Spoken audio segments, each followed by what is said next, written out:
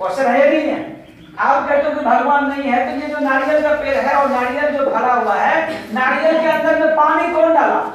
आदमी। कौन सा पाइप लगा हुआ है? क्या सही है गलत बोल रहे हैं? अरे कौन सा मशीन से वो नारियल के अंदर में पानी डाला? कहीं कहीं भगवान का ये देन है या नहीं है? तो ये समझ लीजिए यहाँ पे 10 आदमी अगर आ गए हैं तो समझ लीजिए यहाँ पे साक्षात ब्रह्मा विष्णु लक्ष्मी सब आए हुए हैं। ये बात मान के साथ में भगवान है, ठीक है। तो अभी आप लोगों से बातचीत करेंगे, लेकिन सब जगह है तो बैठेंगे ना, क्या दिक्कत हो रहा है? क्योंकि आधा घंटा में घुटनों में दर्द हो जाएगा, दिक्कत हो जाएगा। बैठ जाइए, बढ़िया रहेगा। अभी आप लोगों से बीच बातचीत करने का मौका मिला, यहाँ पे आने का मौका मिला। छोटा सा परिचय, किशनगंज बिहार से मेरा नाम वीरेंद्र यादव हुआ और इस बिजनेस को लगातार पिछले 8 साल से सीख रहे हैं। लोगों के बीच में जाने का मौका मिलता है और इस बिजनेस को करने से पहले एक गरीब परिवार में जन्म लिए। आज बताते हुए, क्योंकि बताना बहुत जरूरी है कि हम कहां से आए हैं। हो सकता है कि आपके गांव में बहुत सारे पति होंगे, बहुत सारे करोड़पति हो सकते हैं और बहुत सा गरीब परिवार से भी हमको पता है, क्योंकि हर घर में, हर गांव में गरीब अमीर होता है। कैसे होता है? तो हम बहुत गरीब परिवार से हैं, ये बताना बहुत जरूरी है, क्योंकि जिनके जीवन में जो गरीबी हुआ नहीं, वो गरीब का मतलब भी नहीं समझ पाए गरीब होता भी कैसा है। गरीब की अगर बात किया जाए, पहले पिताजी के साथ में खेती बाड़ी किए और गरीब के घर में क्या होता है, ये तमाम तरह की समस्या को झेले। गरीब के घर में क्या क्या होता है, समय समय में खाना नहीं होता, समय में कपड़ा नहीं होता, समय में इलाज नहीं होता है, समय में सब्जी नहीं होता है। क्या मेरा बात से सहमत है? ये तमाम तरह की तकलीफ को हम झेले हैं। और यहाँ तक भी हुआ है कि आश्विन महीने का दिन भूखा रहने का भी मजा मिला था, क्योंकि गरीब परिवार में क्या होता, बहुत सा कहानी होता है। हम डिटेल में नहीं जाएंगे, इतना आपको बता दिए कि हम बहुत नॉर्मल गरीब परिवार से हैं और गरीब होने की वजह से हमारे पूरे खानदान में 1998 तक मैट्रिक तक पास नहीं किया था, मतलब हम इतने नीचे तबके के लोगों के साथ हैं। ये बात बताना बहुत जरूरी है, क्योंकि ये मैसेज आपको क्या जाएगा कि जब ये लड़का यहाँ तक आ सकता है, कि ये तमाम जितने जो भाई दोस्त माँ बहन बैठे हैं, आप लोग भी आ सकते हैं जब हमको समझ जाएंगे तो। क्योंकि बहुत सारे लोगों के माइंड में क्या है कि वो कर सकता है, हम नहीं कर सकते। क्या सही है गलत बोल रहे हैं? तो ये जब तक हमको सुन नहीं लेंगे, समझ नहीं लेंगे, तो आपको ये रिलेट नहीं कर पाएंगे कि ये कैसे यहाँ तक पहुंचा। तैयार है तो मेरा बात सुनने के लिए? तो फिर पिताजी के साथ में खेती बाड़ी किए और 1998 में गांव में रह के मैट्रिक परीक्षा दिए। हमारे साथ में टोटल 11 लड़का था, 11 में से 10 लड़का पास किया और हम ही अभागा इंसान जो हम 4 नंबर से मैथ में फेल कर गए। और जैसे ही फेल कर गए तो मतलब इतना रोए, हमारे घर में लगा था कि कोई शायद मर गया, ऐसा ही लगा, क्योंकि हमारे खानदान में कोई मैट्रिक पास नहीं किया था। और दुख की बात है कि 4 भाई बहन में से सबसे छोटे हम ही थे।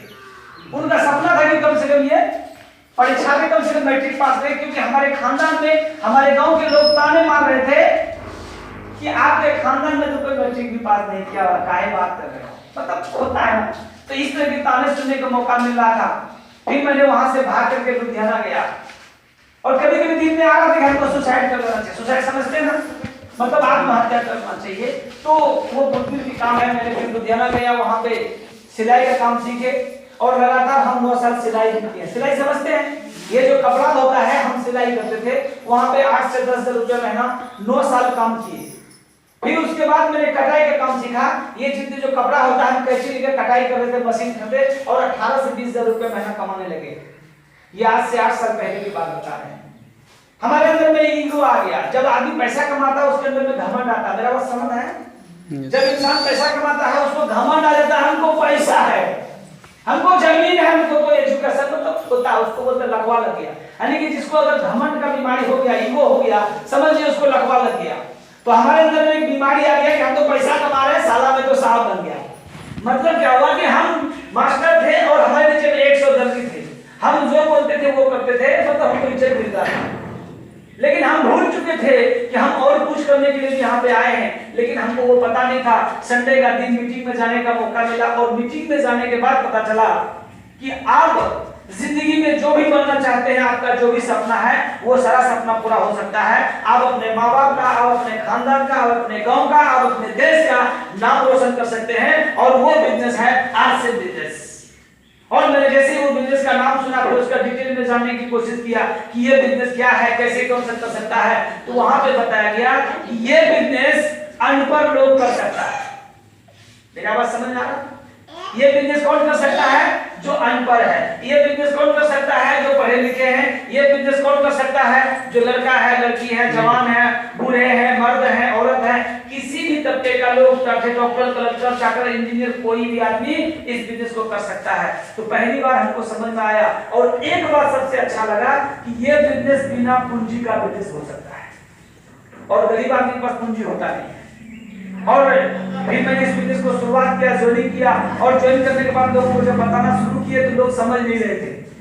जैसे आज भी ऐसे यहाँ पे कोई आरसीएम का डिस्ट्रीब्यूटर है क्या जो आरसीएम में ज्वाइन किया? यहाँ पे और हाथ खड़ा कीजिए, हाथ खड़ा कीजिए, हाथ खड़ा कीजिए। जो जो डिस्ट्रीब्यूटर आरसीएम में ज्वाइन कर चुके हैं, आरसीएम में ज्वाइन किया तो हाथ खड़ा कीजिए। एक बार इन लोगों ने ताली बजा दीजिए। अच्छा, नए लोग कितने यहाँ पे जो पहली बार इस तरह का मीटिंग में आए हैं? पहली बार कितने लोग हैं? पहली बार कितने लोग आए हैं? जो नए हैं, जो हाथ नए हैं, आप सब नए हैं। अच्छा, जो नए हैं हाथ कर सकते हैं क्योंकि हाथ को दर्द हमको बताएं हाथ को कैसे। एक बार मेहमानों के लिए स्वागत होना चाहिए। अच्छा, ताली बजाने में दिक्कत हो रहा है, हमको पता है कि ताली बजाने में दिक्कत हो रहा है। चलिए ठीक है, कोई सब कुछ बचेगा, किसी को कोई सुनने वाला नहीं है। और शोक सभा समझते हैं, शोक समझता होता है कि जहाँ किसी के घर में किसी तरह घटना घट गया है वहां पे जाएगा तो सबके माथा पर किसी को सोचेगा, कोई कुछ बोलेगा नहीं। ये ऐसा सभा नहीं है, ये आरसीएम की सभा है। हम लोग बातचीत करके गया है, हम बोलेंगे आप समझे, जब आप बोलेंगे हम समझेंगे तभी तो बात होगी। तो कम से कम आप लोग शांति बनाए रखें। और अभी जो आपको बातचीत कर रहे हैं, क्योंकि ये बताना बहुत जरूरी है। फिर इस बिजनेस को शुरुआत किए तो शुरुआती दौर में हमारे पास अनुभव नहीं था, ज्ञान नहीं था। जिस तरह से अगर आप लोग आरसीएम में ज्वाइन किए हैं, अगर किसी को बताएंगे तो आपको क्या बोलेंगे? हमको सिखाइएगा। मेरा बात समझ रहे हैं? अभी जो नए आदमी आरसीएम में ज्वाइन किए हैं और अपने गांव में किसी को बताएंगे कि आप भी नमक तेल खाइए, आपका तेल बढ़िया है, ये बढ़िया है, बोलेगा हमको सिखाइएगा। बढ़िया नहीं है, वो फंसाता है लोगों को। ऐसा भी लोग आपके गांव में है, हमारे गांव में भी है, हर जगह होता है। वो बोलेगा मेरा ऐसे बाल नहीं पका है, हमको सिखाइएगा। 40 साल से हम नमक तेल खाए हैं, ये अभी कौन सा नमक तेल की बात करते हैं? ऐसा कुछ नहीं होता। मतलब लोगों को भरोसा नहीं है। तो हमने जब इसके बारे में जब बातचीत शुरू किया तो लोग भरोसा नहीं किया। फिर मैंने लोगों को बताना शुरू किया और बताते गए और पहला चेक मेरा 412 रुपये का आया। फिर हमको विश्वास हुआ कि इसमें पैसा भी आता है। लेकिन उससे पहले हमको विश्वास हो गया था, क्योंकि वहाँ पे हर महीने, हर 3 महीने हम बीमार होते थे और हम लोग ग्लूकोज चलता था। और जब ये प्रोडक्ट खाना शुरू किया, उनमें से सबसे इम्पोर्टेंट ये तेल था। जब ये तेल खाना शुरू किया, तेल खाने की वजह से मेरा पेट में जो इन्फेक्शन था, मेरा लीवर में जो प्रॉब्लम था, वो बीमारी मेरा दूर हो गया। जब हम बीमार नहीं पड़ने लगे तो हमको अच्छा लगने लगा। फिर ये तेल के बारे में लोगों को बताना शुरू किया, क्योंकि हम पैसा को देख के आरसीएम नहीं कर रहे थे, हमको प्रोडक्ट अच्छा लगा था, हमको सामान अच्छा लगा था, इसीलिए हम इस बिजनेस को ज्वाइन किए थे। और जब ये प्रोडक्ट इस्तेमाल करने लगे, हमको बहुत ज्यादा फायदा होने लगा। लेकिन हमारे रूम में जो और भी जो लोग थे, उन लोग बहिष्कार करने लगे कि नहीं खाएंगे ये तेल, इस तेल में झांस नहीं है। मेरा बात समझ में आ रहा आपको? हमको अच्छा लगा, हमको गैस नहीं बन रहा था, हमको फायदा करने लगा। लेकिन हमारे रूम में जो और भी जो 4-5 लड़के थे, वो बोला हम ये तेल नहीं खाएंगे, इस तेल में झांस नहीं है, अच्छा तेल नहीं है। अब क्या करें हम? क्योंकि हमको फायदा हुआ, उनको समझ में नहीं आ रहा था कि उसके दिमाग में वो कचरा डाला हुआ था कि ये तेल आरसीएम खराब चीज होता है, उनका दिमाग में था। तो हम बोले देखो भाई, हम तो ये तेल खाएंगे चाहे कुछ भी हो, आपको ये तेल खाना है खाओ, नहीं तो अलग से खाना बना खाओ, क्योंकि ये मेरा जिंदगी का सवाल है। फिर मैंने ये तेल के बारे में लोगों को बताना शुरू किया। फिर मेरा इनकम शुरू हुआ। पहला इनकम 412 रुपये आया। फिर लोगों को काम किया, फिर लोगों को बताया, फिर और प्रोडक्ट बेचे। फिर 800 आया, फिर 1200 आया, फिर 2000 आया, फिर 5000 आया। तो हमको लगा कि इसमें बहुत ज्यादा इनकम हो सकता है। फिर मैंने घर आया। जब घर आने के बाद जब इस बिजनेस को करना शुरुआत किया तो हमको घर से अलग कर दिया गया। समझ में आया आपको मेरा? जब हम इस बिजनेस को शुरुआत किए कि नहीं अब इस बिजनेस को हम करेंगे, क्योंकि मेरा 4-5 महीने इनकम आना शुरू हुआ और हम घर आए, हम बोले कि नहीं हम ये बिजनेस को करेंगे, इसमें बहुत करियर छुपा हुआ, उसमें बहुत सा पैसा है, इज्जत, शोहरत, सम्मान सब कुछ है। तो हमारे घर के लोगों ने कहा कि नहीं ये बिजनेस नहीं चलेगा, अगर करोगे तो तुमको शुरुआती दौर से पैसा देना पड़ेगा, परिवार चलाना पड़ेगा, अन्यथा तुमको ये बिजनेस करने का मौका नहीं मिलेगा। लेकिन हम जिद्दी किस्म के आदमी थे, हम ठान लिए कि हम ये बिजनेस को करेंगे और लास्ट में हमको घर से अलग कर दिया गया। और जब घर से अलग कर दिया गया तो हमारे साथ में और समस्या हो गया, क्योंकि हमको उतना ही पैसा इस बिजनेस से आ रहा था कि उतना हम खुद चल पा रहे थे, परिवार को चलाना हमारे लिए मुश्किल था। मैंने बैठा के परिवार को बताया कि हमको 3 साल का वक्त दीजिए, 3 साल के बाद आप हमसे जितना पैसा मांगेंगे हम देंगे, लेकिन 3 साल हमको मौका दीजिए। जिस तरह से बच्चा को पढ़ाते हैं तो बच्चा को पढ़ने में समय लगता नहीं लगता है। अब शुरुआती दौर से बच्चा को बोलेंगे कि आज से ही पैसा दो, वो बच्चा पढ़ पाएगा क्या? तो हमारे साथ में चैलेंजेस आ गया। लेकिन हम जिद्दी किस्म के आदमी थे, चाहे कुछ भी होगा हम आर्ट्स का प्रोडक्ट यूज करेंगे, आर्ट्स से बिजनेस ही करेंगे, दूसरा काम नहीं करेंगे। और घर से अलग करने की वजह से हमारे साथ में आर्थिक स्थिति बहुत दयनीय हो गया, परेशानी बहुत ज्यादा हो गया, हमारे ऊपर में कर्ज होना शुरू हो गया। और हमारे ऊपर जब कर्ज हुआ तो लोग हंसने लगे, लोग मजाक उड़ाने लगे, पागल हो गया। हमारे पास बाइक भी हुआ करता था, फिर मैंने कर्जा करके बाइक लिया, क्योंकि हमको पता था कि ये बिजनेस बहुत दूर तक जाने वाला है और किसी को नहीं दिखता था। क्योंकि सिंपल सी बात है कि जो इंसान जो काम करता है उसी को दिखता है, बाकी लोगों को पागल ही नहीं जाता है। मेरा बात समझ में आ रहा है? यस। जो इंसान जो काम करता है उसी को समझ में आता है कि ये काम क्या होने वाला है, बाकी काम उन लोगों को समझ में नहीं आएगा। आज के डेट में आपके गांव में जो खेती कोई नहीं किया है, वो सब्जी का खेती करेगा तो क्या बोलेंगे, पागल हो गया, पैसा को बर्बाद करना से। क्या सही है? आज मान के चलिए यहाँ पे कोई भी आदमी टमाटर का खेती नहीं किया है और टमाटर का खेती करेगा तो क्या बोलेगा, अरे पैसा फालतू हो गया, बर्बाद करेगा। सही है गलत? तो हम ये बिजनेस को जान चुके थे, फिर बिजनेस को करना शुरू किए, चैलेंजेस आया, फिर मेरा इनकम बढ़ना शुरू हुआ, फिर 10,000 इनकम आया, फिर 15,000 आया, फिर 20,000 आया। बस लोगों को बताने से, खाने से और खिलाने से मेरा इनकम बढ़ना शुरू हो गया। और बढ़ते के फिर मैंने मोटरसाइकिल लिया, फिर मेरा स्टार का पिन हुआ, फिर काम करते के फिर मेरा रॉयल्टी हुआ, फिर मेरा इनकम महीने का 30 से 40 हजार शुरू हो गया। फिर इसको काम को करते गए फिर मेरा इनकम 40 से 50 हजार हो गया। फिर इसको काम को करते गए फिर मेरा इनकम 70 से 80 हजार पहुंच गया। फिर मैंने जब कार लिया तो आज लोगों का क्वेश्चन ही खत्म। जो लोग हमको पागल बोला था, जो लोग हमको गधा बोला था, जो लोग हमको बेवकूफ बोला था, जो लोग हमको मूर्ख बोला था, आज हमको देख के उन लोग पागल हो चुका है। ये बिजनेस की देन है, लेकिन समय जो लगा, एक बच्चा को जवान होने में वक्त लगता है, होता है नहीं होता है? एक बच्चा को जवान होने में वक्त लगता है, इस बिजनेस में कामयाब होने में वक्त लगता है, लेकिन पेशेंस रखना पड़ेगा। यहाँ पे आधा घंटा बैठने का पेशेंस नहीं है, हम आपको क्या सिखा सकते हैं? अगर आप यहाँ पे आधा घंटा बैठने का पेशेंस नहीं है, हमको यहाँ पे 5 साल 4 साल से इंतजार करना पड़ेगा, तब जाके बिजनेस में कामयाब होना पड़ता है। तो हम कभी बातचीत करेंगे, ये मेरा जिंदगी था, ये मेरा कहानी था कि आज हम 0 से यहाँ तक पहुंचे। मेरा बात समझ गया? आप लोग कहाँ थे, हम कहाँ आए?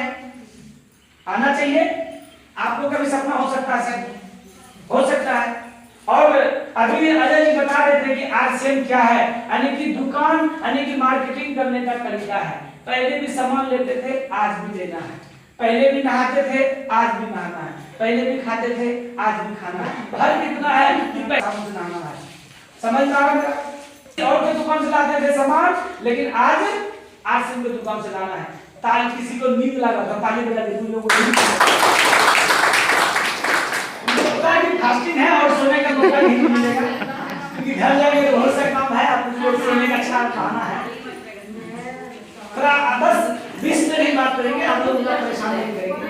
उसके बाद तो घर में जाके सोना ही तो है। बहुत से लोग रात में नींद नहीं आएगा, क्योंकि भूख लगेगा, नींद नहीं आएगी। तो हम जो बात कर रहे थे, बस फर्क एक दुकान है, जिस दुकान का नाम है आरसीएम का पीयूसी। आपके बगल में भी है, कोई दिखने वाला वो नहीं, वही है शौक से ही। चलिए फिर कोई दिक्कत नहीं, हमारी बात को समझे। तो फर्क इतना है कि पहले कहीं और से लाते थे, अब क्या करना है, आरसीएम का लाना है। क्यों लाना है आपको बता देते हैं। आप मंदिर जाते हैं, मंदिर जाते हैं? अच्छा, मंदिर में जब प्रणाम करते हैं, किसको करते हैं? भगवान को करते हैं। अपनी आत्मा को, अपनी मन को प्रणाम करते हैं। और आपको पता है, अगर हम प्रणाम करेंगे, अगर 10 टीका चढ़ाएंगे भगवान खुश हो जाएगा, 5 टीका चढ़ाएंगे भगवान कम खुश होगा नहीं। कारण क्या है कि आप भी वहां पे स्वार्थ में जाते हैं। हर इंसान स्वार्थी हो चुका है, स्वार्थी है, आपको बता रहे हैं। आप पैसा किसको देते हैं? भगवान कभी बोला कि पैसा तो हमको, बाबा जो आता है, बाबा भले आजकल बोल देता है, लेकिन भगवान कभी नहीं बोलता है कि हमको अठन्नी दो कि 10 टकिया दो कि नमरी दो। लेकिन हम लोग क्यों देते हैं? दिल की तसल्ली करने के लिए। सही है गलत बोलो? मन की संतुष्टि के लिए आप वहां पे पैसा चढ़ाते हैं, भगवान का भी लेता नहीं है। तो सिंपल सी बात है कि आज के डेट में हम लोग जो इस धरती पे आए हैं, तो आपका सबसे बड़ा दौलत क्या है पता आपको? यहाँ पे धरती पे भगवान अल्लाह भेजा है, तो आप यहाँ पे जितने जो माँ बहन दोस्त बैठे हैं, आपका सबसे बड़ा